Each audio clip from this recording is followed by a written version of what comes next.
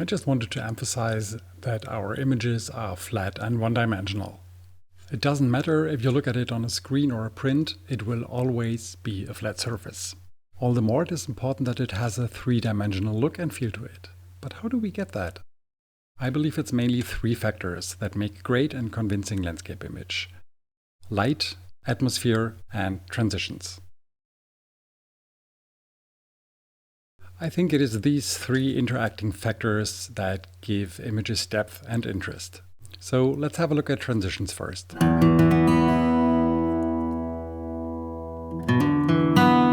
Transitions can occur from big to small objects, from more saturation to less saturation,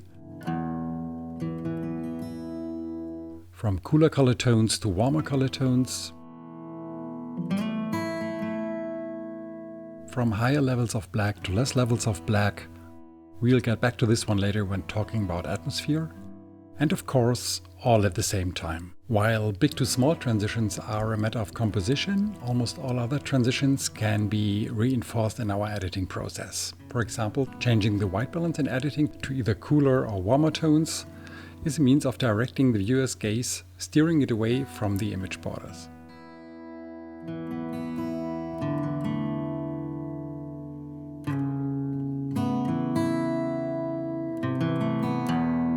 What we call atmosphere can be haze or fog, for example, meaning tiny dust and water vapor particles floating in the air cause clouding.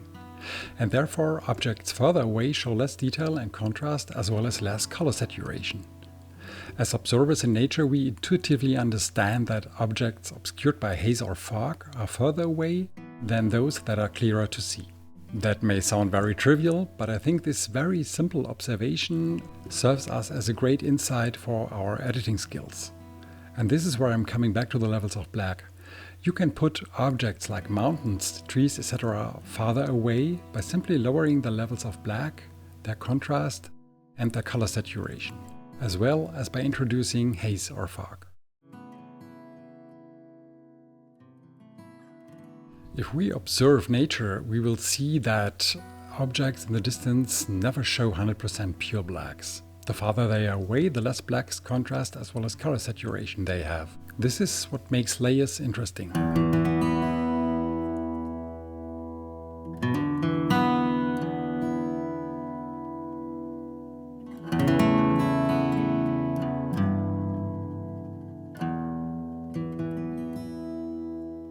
Light creates shadows, and the combination of both lights and shadows create a feeling of space and three-dimensionality.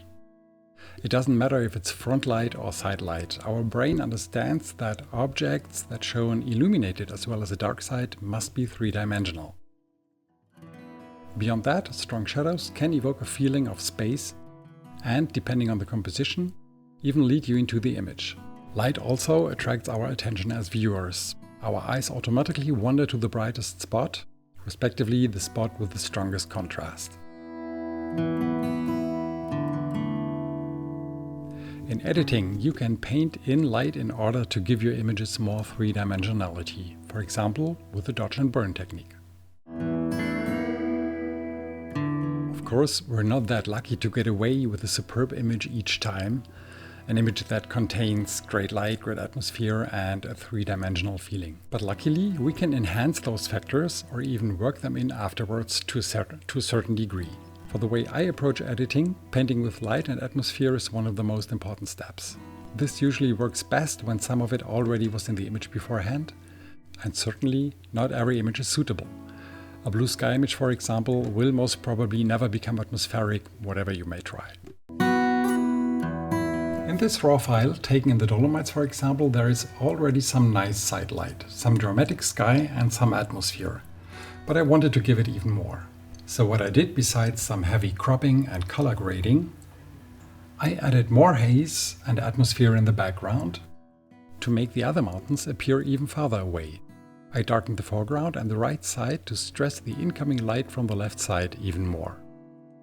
And I added more side light by carefully painting in more whites. I won't be going into detailed editing methods here, as this would go beyond the scope of this vlog, but I'm planning to release some editing videos this year, so stay tuned. Until then, Have lots of fun and many atmospheric images. Thanks for watching.